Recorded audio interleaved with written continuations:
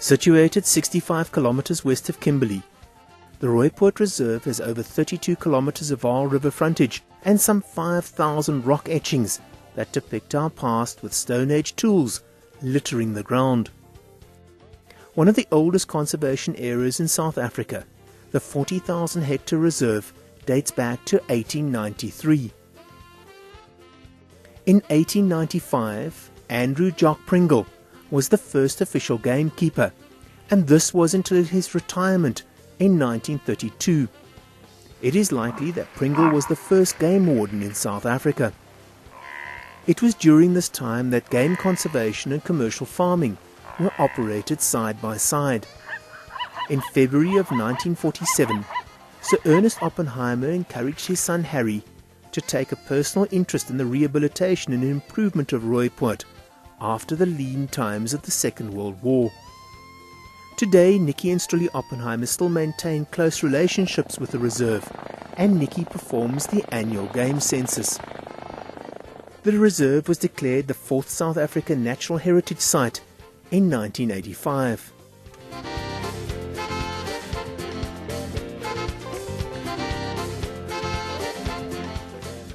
The pans on Rooipoort are extensive. You get a feeling of a Central African safari, both in the day and under a rising moon.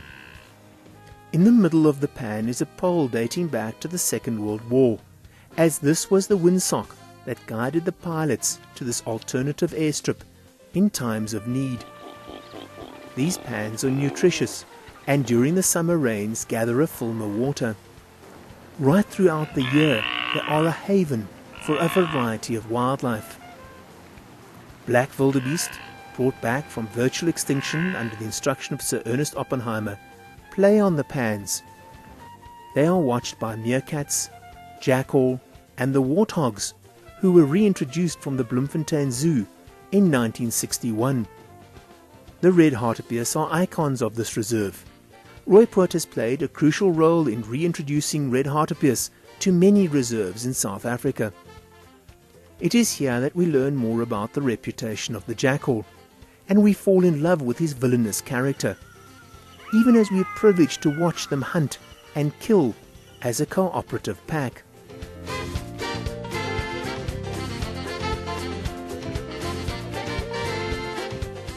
On the 13th of February 1899, a tender was accepted for £535.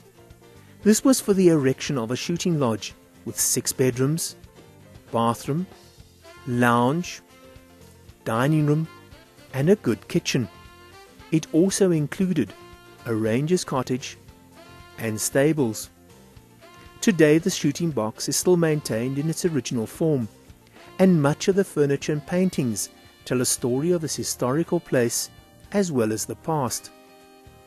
The diaries have been kept since 1902, and it is still a tradition today to write up the diary at the end of the day. Read these diaries at the fireside and you glimpse at the past history of the reserve, visited by world royalty over time. D.H.W. Hollings was the manager of the reserve from 1932 to 1956.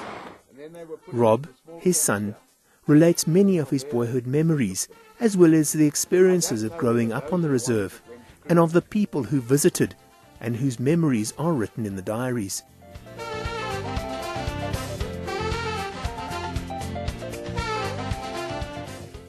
With the Vaal River frontage, Rooipoort is a birders' haven, and we are taken on a birding excursion in a variety of biomes, thus appreciating the vast and varied species that are on offer across the reserve. Butterflies, spiders, and a sighting of hoppers all make this a destination for an inquiring mind.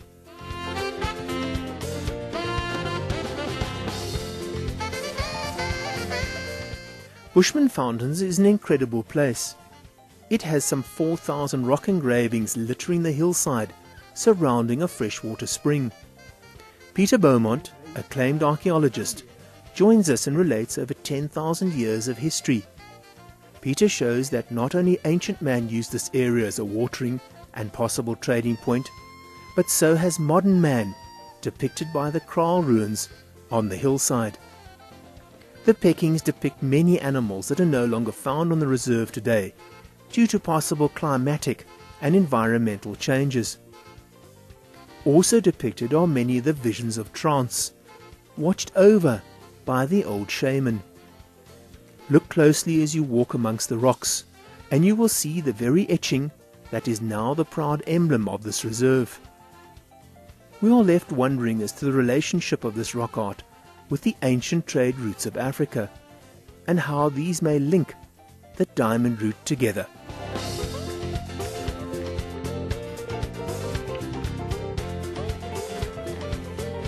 Each of the signs of the reserve tells a story linked to its history.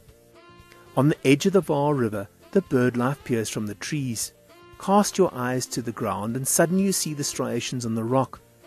The rocks ring when you tap them, and know that glaciers once scored their way across this landscape during the Ice Age. And yet today water is a scarce resource under this hot Karoo landscape.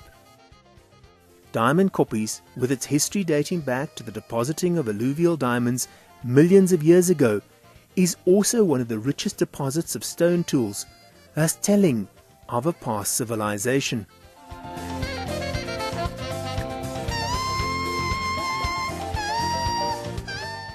At the end of the day, you return to the shooting box and relax in a time gone past as you chat about your experiences of the day. Or maybe you return to the tented bush camp and draw in the sight of the setting sun and the sounds of the African bush, and appreciate a storm that surrounds you.